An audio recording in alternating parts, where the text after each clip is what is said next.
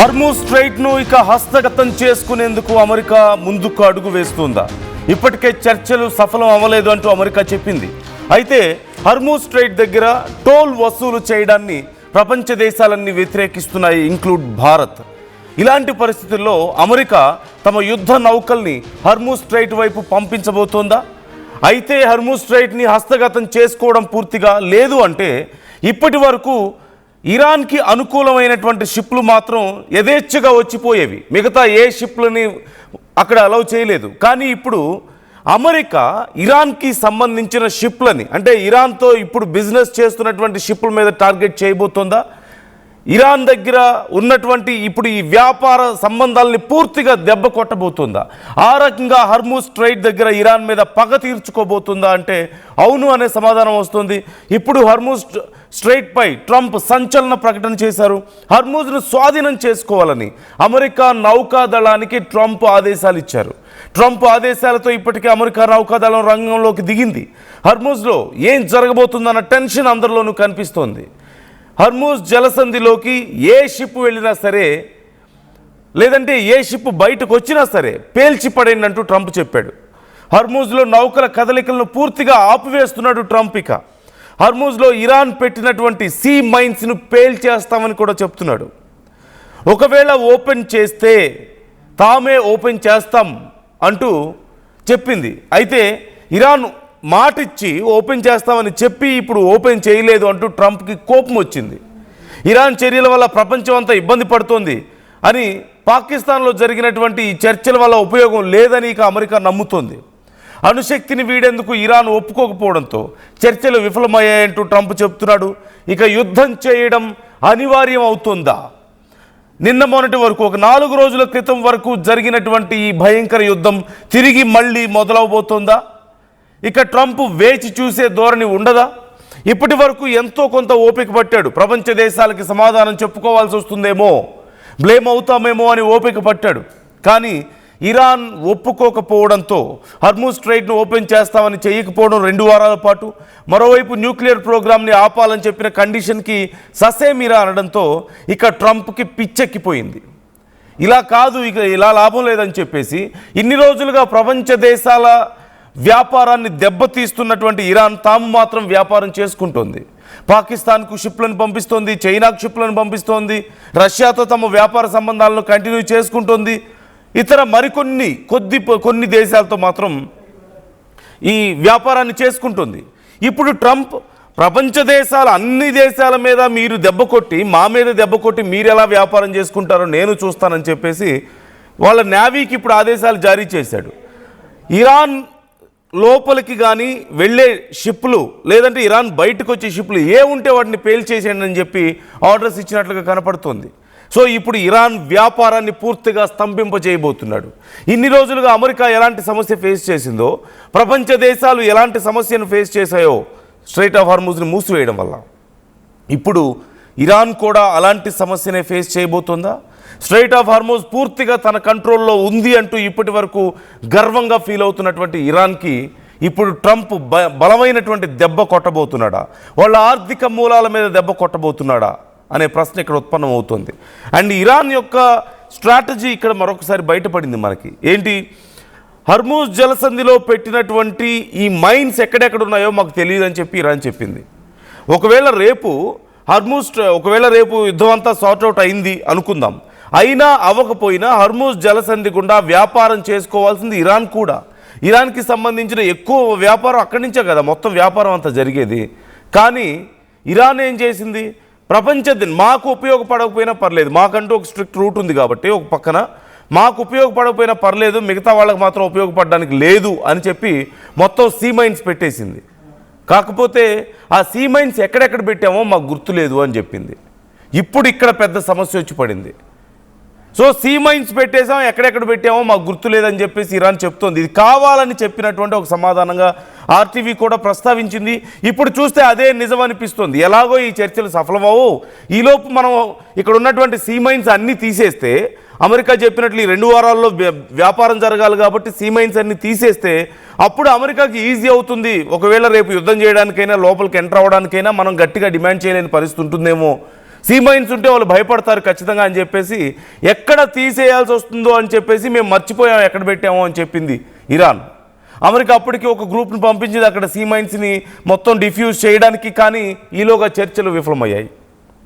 మరోవైపు ఇరాన్ సపరేట్గా ఒక మార్గాన్ని క్రియేట్ చేసింది, అక్కడ క్రియేట్ చేసి అక్కడి నుంచి మీరు వ్యాపారం చేసుకోండి అని చెప్పేసి చెప్పడం మనం చూసాం. లార్క్ ఐలాండ్ మీదుగా వ్యాపారానికి చేసుకోండి, ఐలాండ్ దగ్గర నుంచి వెళ్తే మీరు సేఫ్గా ఉంటారని చెప్పి ఒక మ్యాప్ కూడా రిలీజ్ చేసింది. PCR try to give that map on screen. So ఇలాంటి పరిస్థితుల్లో ఇక అమెరికా ఇరాన్ని ఆర్థికంగా దెబ్బ కొట్టాలని చూస్తుంది. ఇరాన్కు ఉన్నటువంటి అతిపెద్ద వ్యాపారం అఫ్కోర్స్ ఆయిల్ అండ్ గ్యాస్ వ్యాపారమే.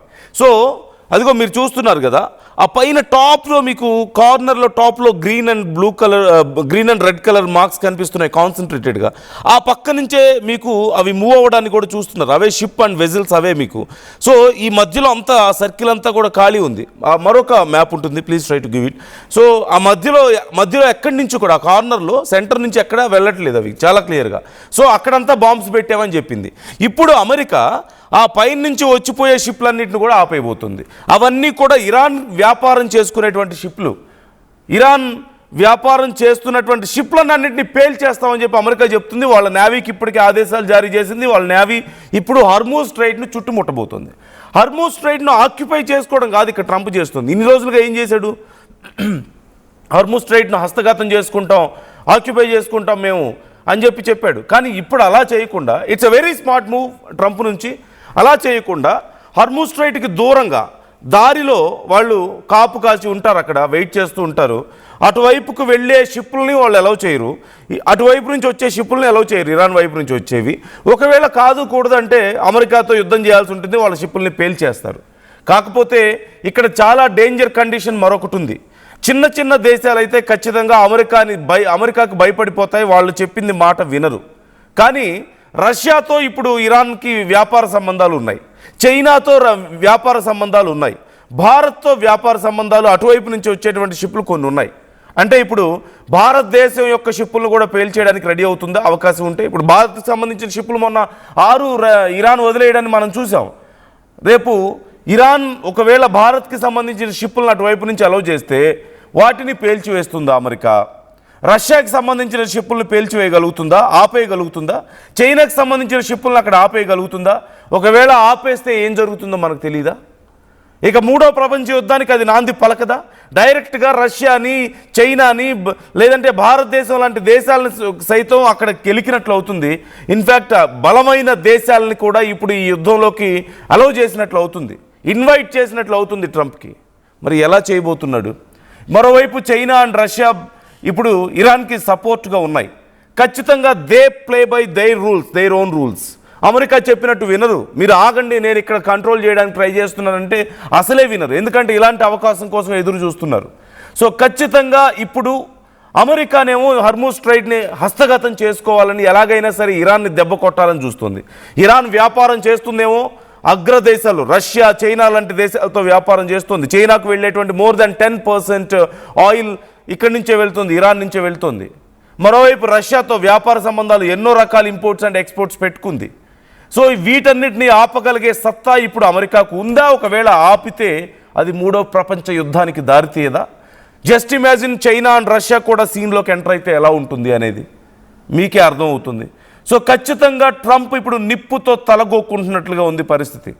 ఖచ్చితంగా అమెరికా యొక్క క్యాపబిలిటీని మనం తక్కువ అంచనా వేయలేం. They have their own strategies, but we can't deny this serious consequences. మరోవైపు ట్రంప్ చేసినటువంటి ట్వీట్ మీకు అక్కడ కనిపిస్తుంది. అండ్ ఈ $1 పర్ బ్యారెల్ అనేటువంటి ఈ ట్యాక్స్ వసూలుకి సంబంధించి, టోల్ వసూలుకి సంబంధించి ఇప్పుడు ప్రపంచ దేశాలన్నీ అగేన్స్ట్గా ఉన్నాయి. ఆల్మోస్ట్ అన్ని దేశాలు కూడా మేము కట్టం, ఇది కరెక్ట్ కాదు, ఇది వ్యాపారాన్ని దెబ్బతీస్తుంది, రేట్లు పెరుగుతాయని చెప్పేసి చెప్తున్నటువంటి పరిస్థితి కనపడుతుంది. ఓవైపు ఇక America, Iran, China, Bharat, even European countries Saudi Arabia, ఇలా అన్ని దేశాలు ఇప్పటికే ఆందోళన వ్యక్తం చేయడాన్ని మనం చూసాం. ఒక్కసారి ట్రంప్ చేసినటువంటి ట్వీట్ కూడా, ఆ వార్నింగ్ కూడా నేను మీకు చదివి వినిపిస్తాను. It's a very serious warning. చర్చలు ఇక సఫలమవుతాయేమో అని అనుకున్న సమయంలో, ఇన్ని రోజుల వార్కి బ్రేక్ పడుతుందేమో అనుకున్న సమయంలో చర్చలు ఏమాత్రం ఎలాంటి ఫలితం ఇవ్వకుండా పోవడాన్ని మనం చూస్తున్నాం. అగైన్ మళ్ళీ సేమ్ కైండ్ ఆఫ్ సీరియస్నెస్ ఇప్పుడు తెర మీదకి రావడాన్ని మనకు కనిపిస్తోంది. సో మరొకసారి భయంకరమైన యుద్ధాన్ని మనం చూడబోతున్నాం. ఈసారి అమెరికా ఇక పూర్తిగా అన్లీష్ అవ్వబోతుందా? ఇప్పటి వరకు ట్రంప్ అది ఏదో భయంకరమైనది చేస్తానని వార్నింగ్స్ ఇవ్వడంతో సరిపెట్టాడు. ఇప్పుడు మాత్రం అలా కాకుండా మరింత భయంకరమైనటువంటి యుద్ధాన్ని చేయబోతున్నాడా అనే ప్రశ్న వస్తే అవుననే సమాధానం కనిపిస్తుంది. ఎందుకంటే there is no other option. ఎందుకంటే న్యూక్లియర్ ప్రోగ్రామ్కి ఇరాన్ ఒప్పుకోవాలని చెప్పి ట్రంప్ అడుగుతున్నాడు, ఆపేయమని చెప్పేసి అడుగుతున్నాడు. కానీ ఇరాన్ ఒప్పుకోవని చెప్తుంది. అసలు ఇరాన్ యుద్ధం చేస్తుందే ఈ విషయంలో కదా. న్యూక్లియర్ ప్రోగ్రామ్ మేము ఆపమని ఇరాన్ చెప్తుంది. ఆపేయాలి ఎట్టి పరిస్థితులు అని చెప్పేసి ట్రంప్ చెప్పి వాళ్ళ దగ్గర ఆయుధాలు ఉండకూడదు ఇస్లామిక్ రాడికల్స్ దగ్గర అని చెప్పేసి వాళ్ళ మీద దాడులు చేస్తున్నారు ఇజ్రాయెల్ అండ్ అమెరికా. అసలు అక్కడే ఆ విషయం గురించే ఇంత పెద్ద మారణ హోమం జరుగుతుంటే, ఇన్ని లైఫ్ సాక్రిఫైస్ అవుతూ, ఇన్ని లక్షల కోట్ల సంపద ఆవిరవుతూ, ప్రపంచం అంతా గందరగోళం అవుతుంటే ఇప్పుడు అదే ఆపేయండి అని చెప్పేసి ఇరాన్ని పిలిచి అడిగితే ఎందుకు ఒప్పుకుంటుంది?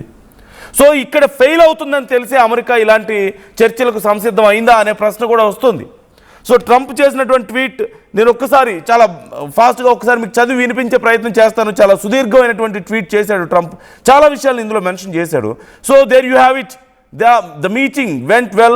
Most points were agreed, but the only point that really mattered, nuclear, was not. అంటే న్యూక్లియర్ ప్రోగ్రామ్కి సంబంధించి మాత్రం అగ్రీ అవ్వలేదు అని చెప్పి చాలా క్లియర్గా చెప్తున్నాడు. Effective immediately, the United States Navy, the finest in the world, will begin the process of blocking any and all ships trying to enter or leave the Strait of Hormuz. Strait of హార్మూజ్లోకి వచ్చి పోయేటువంటి ఏ షిప్పులనైనా సరే మేము ఆపబోతున్నాం. ప్రపంచంలో గొప్ప navy, America navy వీటన్నిటిని ఆపబోతుంది అంటూ Trump చేసినటువంటి ఒక ప్రకటన మనం చూస్తున్నాం. At some point we will reach an all being allowed to go in, all being allowed to go out basis, but Iran has not allowed that to happen by merely saying there may be a mine out there somewhere that too nobody knows about but them అంటూ చెప్తున్నాడు. అంటే ఇక్కడ ఈ mines అనే భయాన్ని చూపించి Iran ఇక్కడ అందరినీ బ్లాక్ చేసి పడేసింది, ఇక అంతా అయిపోయింది అనుకున్న సమయంలో అని చెప్పి ట్రంప్ చెప్పడాన్ని మనం చూస్తున్నాం. This is world's extortion. ఇప్పుడు టోల్ వసూలు చేయడానికి చాలా కీలకమైన అంశాలు మాత్రం చదువుతున్నాను. ఇది ఎక్స్టార్షన్గా చెప్తున్నాడు. అంటే ఒక దోపిడీ కింద ట్రంప్ చెప్పడాన్ని మనం చూస్తున్నాం. So they are going to blow all these vessels and ships to hell అని చెప్పి కూడా చెప్తున్నాడు. చాలా కీలకమైన అంశాలు. Locked and loaded, we're ready to deploy again అని చెప్పేసి మరొకసారి చెప్పడం మనం చూస్తున్నాం. సో కీలకమైన అంశాలు మాత్రం నేను చెప్పే ప్రయత్నం చేస్తున్నాను. చాలా సుదీర్ఘమైనటువంటి ట్వీట్. ఇప్పటికే మరొక ముఖ్యమైన అంశాన్ని కూడా మరొకసారి ట్రంప్ అక్కడ మెన్షన్ చేశాడు. ఏమని? They all are dead. వాళ్ళ ఎయిర్ ఫోర్స్ పోయింది, వాళ్ళ నేవీ పోయింది, వాళ్ళ లీడర్స్ పోయారు, వాళ్ళ ఖమేనీ పోయాడు, ఇంకా వాళ్ళు యుద్ధం చేయలేరు అని చెప్పేసి చెప్తున్నాడు. ఇదే మాట మొన్న కూడా చెప్పాడు, గతంలో కూడా. కానీ ఆ తర్వాత కూడా అమెరికా ఎయిర్ ఫోర్స్కి సంబంధించినటువంటి ఫైటర్ జెట్స్ని వరుసగా కూల్చివేయడాన్ని మనం చూసాం. సో వాళ్ళ ఎయిర్ ఫోర్స్ లేదు, ఇక వాళ్ళ రాడార్ సిస్టమ్స్ లేవు, వాళ్ళ కనెక్షన్స్ పోయాయి, వాళ్ళకు ఉన్న కమ్యూనికేషన్ వ్యవస్థలను మేము ధ్వంసం చేస్తామని చెప్పిన తర్వాతనే అమెరికాకి సంబంధించిన ఫైటర్ జెట్స్ని వరుసగా 2 రోజుల్లో 3 ఫైటర్ జెట్స్ని కూల్చిపడేసింది ఇరాన్. సో ఇరాన్ని ఇప్పటికీ తక్కువ అంచనా వేయలేం. కానీ very simple and clear situation ఇక్కడ మనకు కనిపిస్తుంది. That there is no other option for America. ఇప్పుడు ఇరాన్కి న్యూక్లియర్ ప్రోగ్రామ్కి పర్మిషన్ ఇస్తే ఇదంతా వేస్ట్ అయిపోతుంది. All this war it just a waste, it's scrap అయిపోతుంది. కానీ పర్మిషన్ ఇవ్వలేని పరిస్థితి. పర్మిషన్ ఇస్తే వేస్ట్ అయిపోతుంది. అమెరికా ఓడిపోయిందని చెప్తారు, అమెరికా వీక్ అని చెప్తారు, అమెరికాకి చేత కాదని చెప్తారు. ఇరాన్ చాలా దారుణంగా చిత్తుగా అమెరికాని ఓడించింది అని చెప్తారు. అలాగని పర్మిషన్ ఇవ్వకపోతే ఏమవుతుంది? ఇరాన్ యుద్ధం ఆపదు, ఇరాన్తో యుద్ధం కంటిన్యూ చేయాల్సి వస్తుంది. సో ఇక తప్పనిసరి పరిస్థితి కనపడుతుంది ట్రంప్కి. ఇక హర్మూజ్ స్ట్రైట్ని అష్టదిగ్బంధనం చేయాలని చెప్పేసి ట్రంప్ ప్లాన్ చేస్తున్నాడు. అన్ని వైపుల నుంచి Hormuz strait is going to be close. ఈ ఎక్స్టార్షన్ని, ఈ దోపిడీని మేము ఆపుతామని చెప్తున్నాడు. కానీ ఇక్కడే అతిపెద్ద సమస్య ట్రంప్కి మళ్ళీ మొదలవుతుంది. ఓవైపు ఒక రకమైన చెస్ గేమ్ లాగా తయారైపోయింది ట్రంప్ పరిస్థితి. ఒక పావుని తీసేసేలోపు మరొక సమస్య వచ్చి అడ్డుపడుతుంది, మరొక పావు వచ్చి నిలబడుతుంది అడ్డుగా. So we can see, I would like to show you some imaginary videos to you. ఎలాంటి సిచ్యువేషన్ అక్కడ ఉండబోతుంది అనడానికి నేను కొన్ని వీడియోస్ నేను మీకు చూపిస్తున్నాను. ఇప్పటికే మీరు చూస్తున్నారు. It's AI generated, but it's very similar to the present condition. ఒకవేళ ఇప్పుడు స్ట్రెయిట్ ఆఫ్ హార్మూజ్ దగ్గర కండిషన్ కనుక ట్రంప్ చెప్పినట్లుగా మరికొన్ని గంటల్లో మారే అవకాశాలు కనిపిస్తున్నాయి. ఒకవేళ అదే జరిగితే ఎలా ఉండబోతుంది, ఎలాంటి విధ్వంసం అక్కడ ఉండబోతుంది, ఎలాంటి పరిణామాలు అక్కడ చోటు చేసుకోబోతున్నాయి అనడానికి నేను ఒక వీడియోని మీకు ఎగ్జాంపుల్గా చూపించే ప్రయత్నం చేస్తున్నాను. So they try to defuse those minds, but వాళ్ళు చేయలేకపోయారు. అండ్ ఇరాన్ ఏమో డ్రామా ఆడింది, ఇక్కడ చాలా క్లియర్గా అబద్ధం చెప్పింది. అక్కడ మైన్స్ ఎక్కడెక్కడ ఉన్నాయో మాకు తెలియదు అని చెప్పేసి, ఎందుకంటే రేపు వాళ్ళు ఉపయోగించుకోలేని పరిస్థితి కూడా వస్తుంది పూర్తి స్థాయిలో హార్మూజ్ స్ట్రెయిట్ని. ఒకవేళ నిజంగా వాళ్ళు ఎక్కడెక్కడ పెట్టారో మర్చిపోతే. అండ్ రెండోది, అది జరిగే విషయం కాదు. ఎందుకంటే ఒక దేశం అంత నిర్లక్ష్యంగా వాళ్ళ ఆయువు పట్టు మీద వాళ్ళే పట్టు కోల్పోయే పరిస్థితినో వాళ్ళే ఉపయోగించుకోలేని పరిస్థితికి వచ్చే సందర్భం అయితే ఉండదు. ఖచ్చితంగా వాళ్ళు అబద్ధం చెప్పారు అనేది మనకి క్లియర్గా తెలుస్తుంది. సో అదిగో అక్కడ మనం చూస్తున్నాం, అక్కడ మైన్స్ ఎలా వాళ్ళు ఏర్పాటు చేశారు అనేది మనకు కనిపిస్తుంది. So all different kinds of mines అక్కడ ఉన్నాయి, టార్పిడోస్ అక్కడ ఉన్నాయి, అలాగే బాంబ్స్ అరేంజ్ చేశారు. ఇంకా లోపల సబ్మరైన్స్ కోసం టార్పిడోస్ అండ్ బాంబ్స్ ఉన్నాయి, అండ్ షిప్స్ వెజల్స్ కోసం ఇక్కడ మనకి ఆ మైన్స్ కనిపించడాన్ని మీరు చూస్తున్నారు. ఆ మధ్యలో ఇలా తేలుతూ కనిపించేవి మీకు కనిపిస్తుంది. సో వీటితో పాటుగా మరికొన్ని అన్మ్యాన్డ్ షిప్స్ అయితే వాళ్ళు అక్కడ ఏర్పాటు చేసుకోవడాన్ని మనం చూసాం. సో ఓవరాల్గా situation is going to be more critical and more violent. Very soon it's going to be more violent, it's going to be more critical for the whole world. ఎందుకంటే ఇప్పుడు ఒకవేళ ట్రంప్ చెప్పినట్లుగా కనుక చేస్తే, as per this tweet, if he moves forward, almost he is inviting the third world war. There is no doubt at all. ఎందుకంటే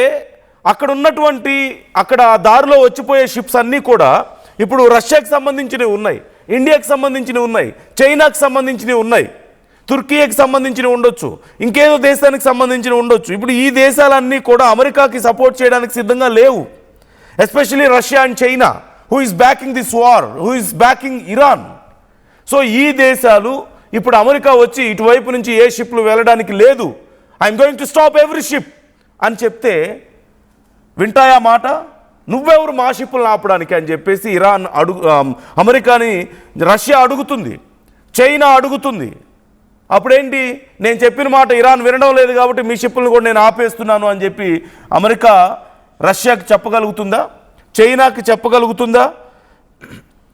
చెప్తే వాళ్ళు ఊరుకుంటారా? సో ఖచ్చితంగా మరొక భయంకరమైన యుద్ధానికి ట్రంప్ ఇన్వైట్ చేయబోతున్నాడా?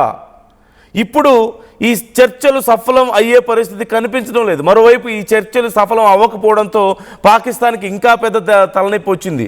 ఏ చర్చల్ని చూపించైతే తమను ఒక శాంతి కపోతంగా చూపించుకోవాలని ప్రయత్నించారో, ఏ చర్చల్ని చూపించైతే అంతర్జాతీయ స్థాయిలో తమ పేరుని, తమ మీద ఉన్న మురికిని కడిగేసుకోవాలని చెప్పి చూశారో, ఏ చర్చల్ని చూపించి అంతర్జాతీయంగా మరొకసారి అప్పులు తెచ్చుకొని బతకడానికి ట్రై చేశారో, ఇప్పుడు అవే చర్చలు విఫలమయ్యాయి. సో వాళ్ళకి హోటల్ ఖర్చులు కూడా రాని పరిస్థితి కనపడుతుంది. అంతర్జాతీయ స్థాయిలో ఉన్నటువంటి కీలక నాయకులు వచ్చినప్పుడు ప్రోటోకాల్ చాలా పెద్ద ఎత్తున ఉంటుంది. కోట్ల రూపాయలు ఖర్చు పెట్టి వాళ్ళకి ప్రోటోకాల్ ఏర్పాటు చేయాలి, సెక్యూరిటీ ఏర్పాటు చేయాలి, హోటల్స్ అండ్ అదర్ ఫెసిలిటీస్ ఏర్పాటు చేయాల్సి ఉంటుంది. ఈవెన్ వాళ్ళు మళ్ళీ ఇరాన్ నుంచి వచ్చేటువంటి అక్కడ నాయకుల్ని ఎస్కార్ట్ చేయడం కోసం సపరేట్గా వాళ్ళ యుద్ధ నౌకల్ని పంపించారు. అదొక ఖర్చు, కోట్ల రూపాయల ఖర్చు. ఇలా అన్ని రకాలుగా కొన్ని వందల కోట్ల రూపాయల ఖర్చు ఇప్పుడు పాకిస్తాన్ పెట్టింది. సో ఇప్పుడు వాటిని ఎలా తీర్చుకోవాలో తెలియని పరిస్థితి పాకిస్తాన్కి. సో ఓవరాల్గా ఈ చర్చల వల్ల కేవలం ఇరాన్, అమెరికా మాత్రమే ఈ చర్చల వల్ల నష్టపోవడం పరిస్థితి కాదు, పాకిస్తాన్ కూడా చాలా తీవ్రంగా నష్టపోయింది. ట్రంప్ నిజం చెప్పాలంటే పాకిస్తాన్కి ఈ బాధ్యతను అప్పగించి చాలా పెద్ద నష్టాన్ని చేశాడు. అఫ్కోర్స్ అవి ఫెయిల్ అవుతాయని ముందు నుంచి మనం అనుకుంటూనే ఉన్నాం. ఇప్పుడు సక్సెస్ అయ్యే పరిస్థితులు కనిపించడం లేదు. ఎందుకంటే అమలు సాధ్యం కానీ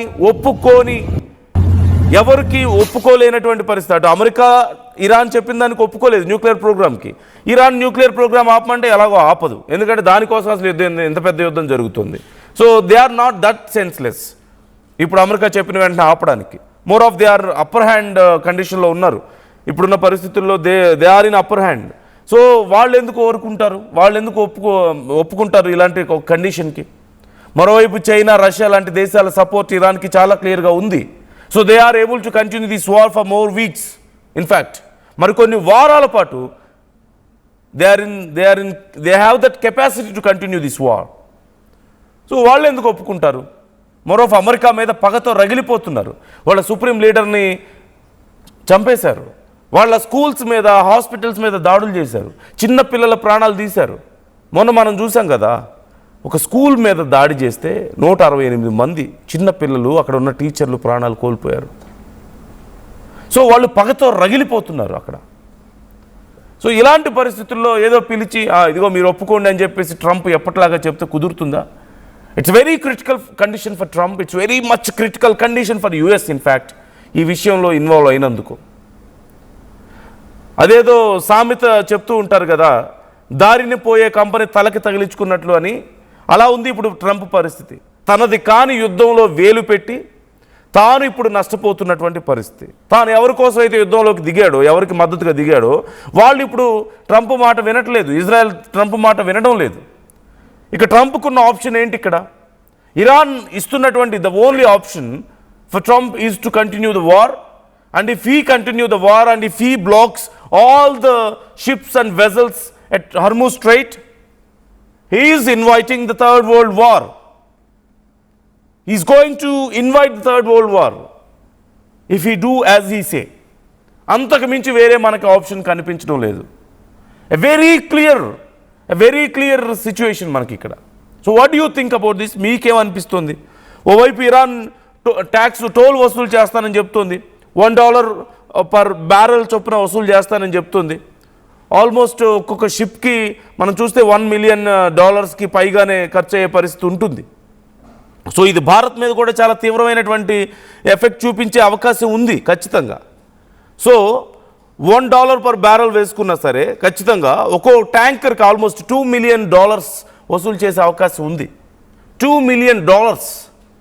సో పరిస్థితి ఎలా ఉండబోతుందో ఒక్కసారి మీరు ఇమాజిన్ చేసుకోండి. దానివల్ల ఆయిల్ రేట్లు పెరుగుతాయి. ఇంటర్నేషనల్ మార్కెట్లో సైతం ఇప్పటికే క్రూడ్ ఆయిల్ రేట్లు పెరిగాయి, ఇంకా భారీగా పెరిగే అవకాశం ఉంటుంది టోల్ వల్ల. ఈవెన్ భారత్కి కూడా చాలా నష్టం ఉండే అవకాశం ఉంటుంది. రోజుకి భారత్ 5 మిలియన్ బ్యారెల్స్ ఆయిల్ని దిగుమతి చేసుకుంటుంది ఇప్పుడు. సో ఇప్పుడు 3 మిలియన్ బ్యారెల్స్ హర్మూజ్ ద్వారానే వస్తుంది మనకి.